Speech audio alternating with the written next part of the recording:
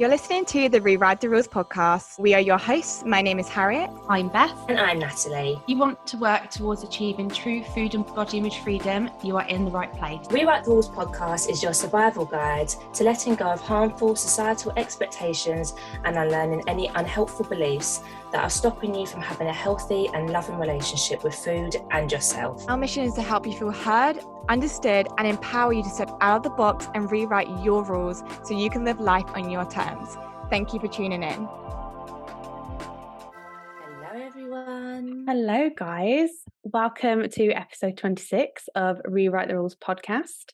Today you have myself and Natalie, and we thought that this week we'd try and bring you a really interesting and hopefully really helpful episode.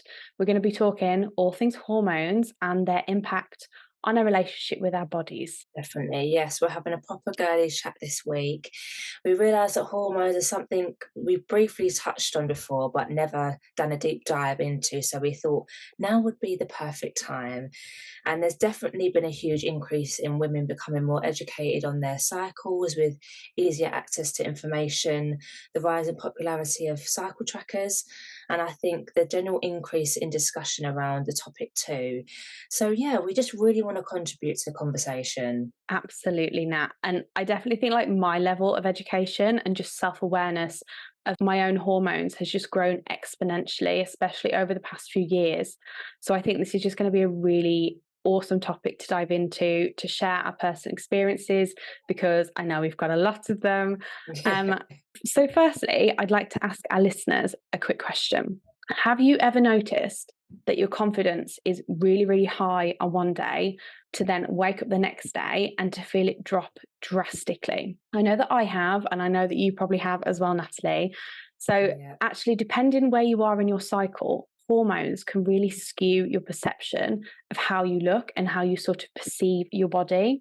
So to give you a bit of information, we love to bring the science and the facts. So studies show that in your premenstrual week and during the first few days of menstruation, you are more likely to be dissatisfied with your body shape and experience anxiety over how you appear to others, even when you look exactly the same as you did on other days of your cycle. Yes, exactly. And the researchers say it comes down to a combination of factors triggered by progesterone and low estrogen on these days, including water retention, a negative mindset, mental fogginess, and fatigue that makes you feel less attractive than you really are. However, during week 2 of your cycle, the research suggests the confidence you have in your appearance soars, even when there's been no drastic change. And this is said to be because of a rise in estrogen, which boosts your self-assurance and mood as it climbs. And it's just crazy that our hormones have the ability to affect our perception in this way. Yes, for sure. And I also find it like really strange and incredibly wrong how this is never taught to us from a young age as well, seen as for a lot of women, we have to deal with this every single month. So what has your experience been with this? So I've thought about all of this and I was like, right, let's just start right from the very beginning, because I could talk about how it was now, but I think it's better to get a whole overview. So when I first started my periods, there was always a cause of concern for me, I think. And my experience of, how bad it was, I would pass out. I would experience such excruciating pain. And it was like, if I didn't take painkillers right at the point of feeling pain, then that's it. My day was ruined. And it would be so bad to the point of throwing up as well. And it would ruin like occasions out. Like I remember this one time that I went out with my friend and we went to like this afternoon tea and I just passed out on the table, and like the waiter and her, he had to carry me by my arms, she had to carry me by my legs out of the door. Like we had a whole day planned, but it would just completely stop me in my tracks. And I mean, this carried on into my mid-20s, I think, bearing in mind, I started my period when I was quite late, really. I think I was I want to say 15, 16. In my mid-20s, when all of this was happening and it was at its worst, it never affected how I viewed my body. It never affected me mentally. So I look back at that and I'm like, God, I was really lucky. But, I didn't experience bloating, like I said, bad body image. I will say I was on the pill at that point. I feel like maybe that sort of had an effect on regulating, or maybe on my moods, or what pill I was on at that time. But then I came off of the pill, and this is when I was in my phase of binge eating and restricting severely. So I lost my periods, and then I got put on a pill to force that period, which worked, but my moods were horrendous. And I experienced like paranoia, anxiety, feeling really overwhelmed, even thinking that I was depressed. So yeah, guess what? I came off of the pill. But yeah, cut to when I started then having natural periods, because we need to remember that a period on the pill is called a withdrawal bleed. So this is a period which is caused by using a hormonal pill. So technically it's not a natural period. And my God, when they came back, it hit me like a ton of bricks. But I was happy because I was like, oh, my body's doing what it's supposed to do. And it hadn't done that for a really long time. So it just sort of reaffirmed that, I was doing everything, I was eating the way I should be. But yeah, slowly the effects mentally started to show, which is so fun. So these are things that I find most difficult now. Severe bloating, like severe, to the point of like, I'm sitting somewhere and I'm like, oh my God, just get me back home in my dressing gown. Feelings of weight gain, I feel like so uncomfortable. Cravings for chocolate, for sweet things. Mood swings, I'm so snappy, like do not talk to me. Like in the week leading up, like my mum, God bless her, like she said to me yesterday, she was like, you're really snappy on Sunday. I feel like I should write it on the calendar: do not come near Natalie on these days. Acne, which is probably the one which really affects me the most, because even though I had all of those sort of mental things when I was on the pill last time to force my period, my skin was it was the best it has ever been. And just extreme exhaustion. Like I can actually feel like I could just sleep for days. But I'm very emotional as well.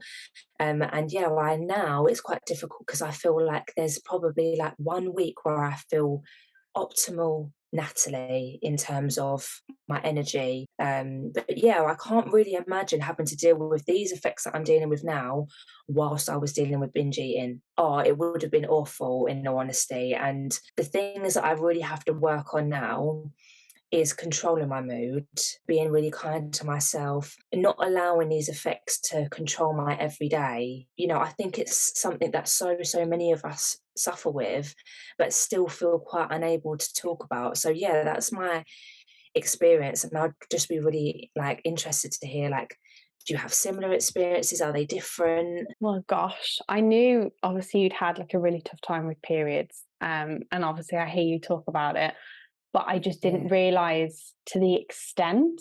I can't believe what you have to like continue to endure as well.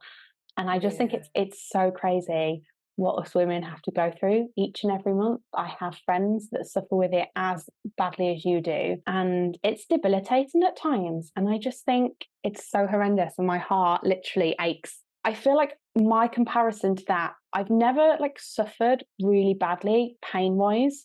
I suffer with like bloating and things like that, but mentally I found the bloating really difficult to deal with. Especially, I'm really not bothered by it now, but when I was like suffering with a poor relationship with food, any slight change in my body would literally send me into a panic.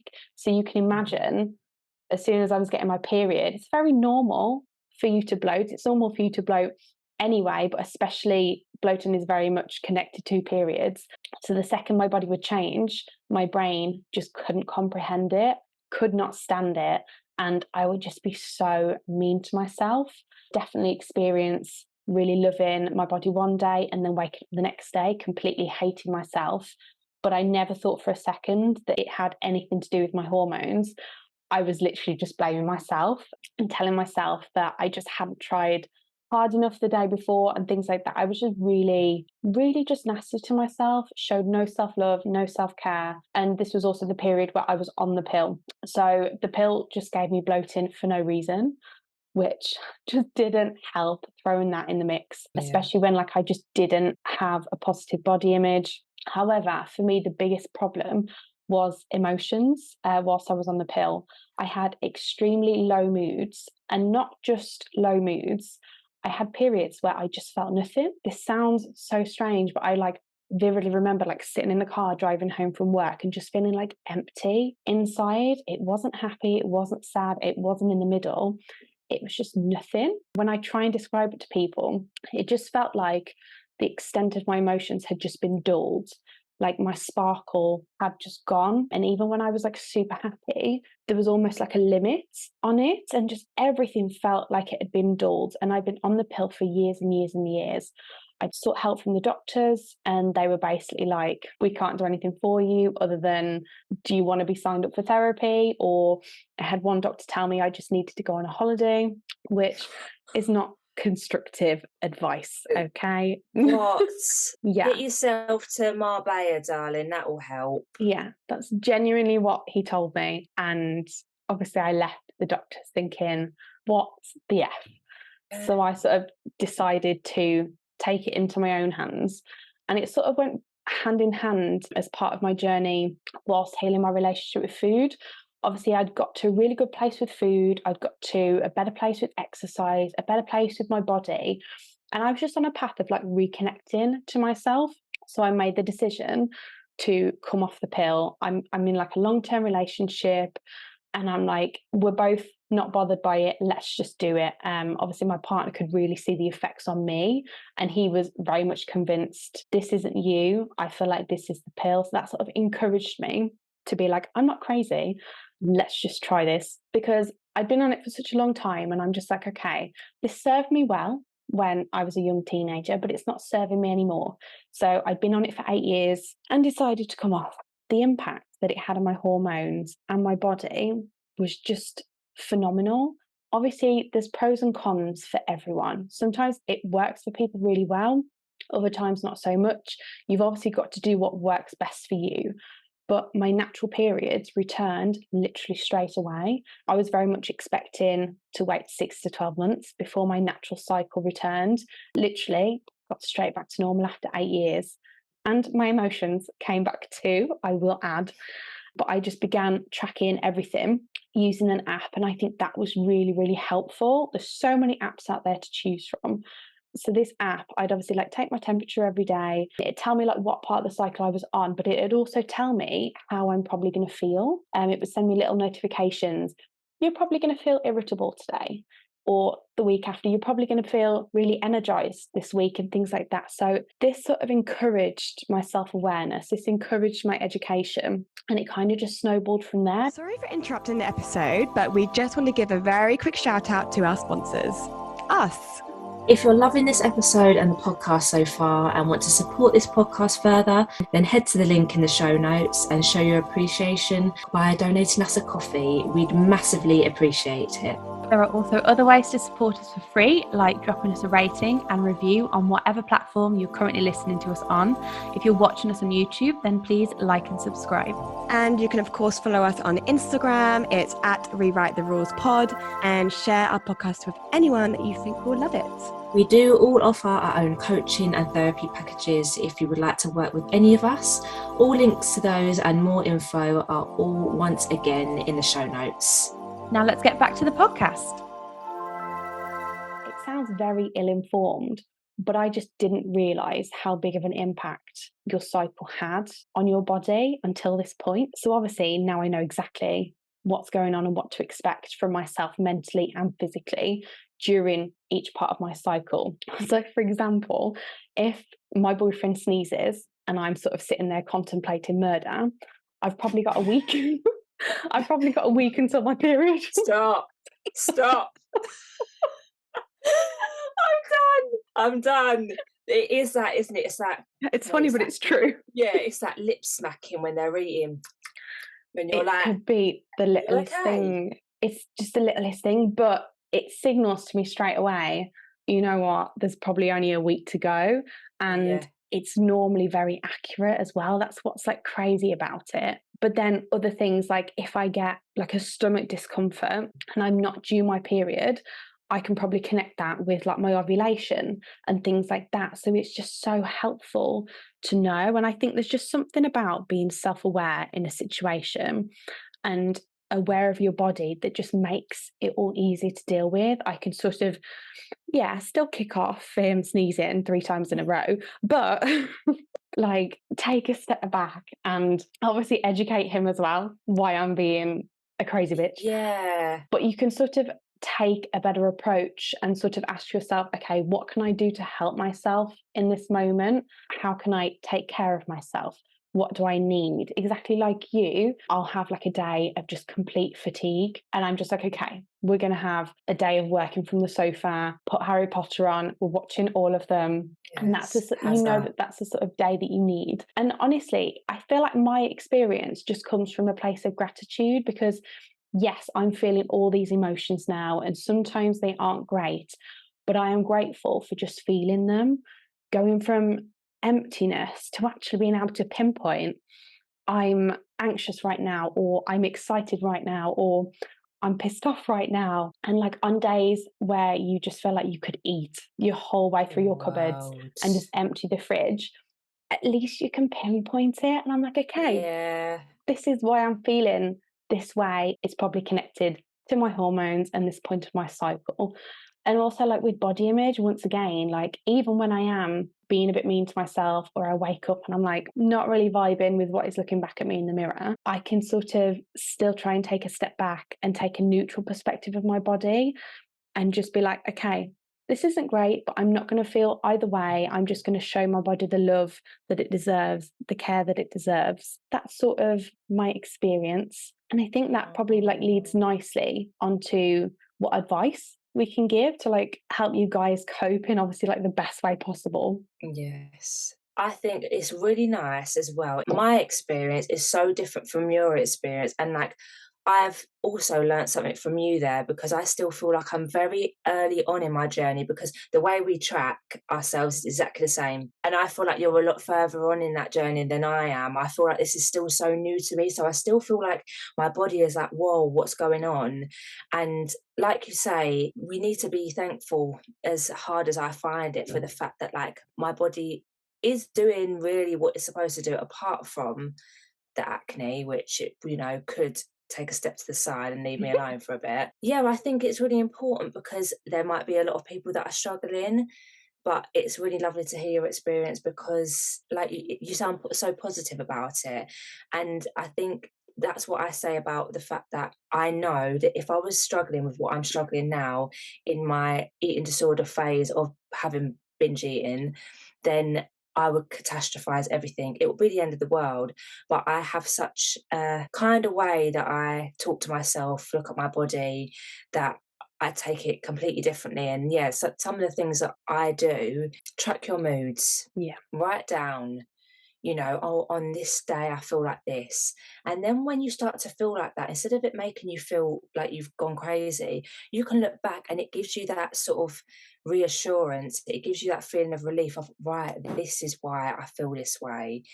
Doing really gentle exercise, because exercise is said obviously to help, but I'm not saying that go out and do a 6 mile run.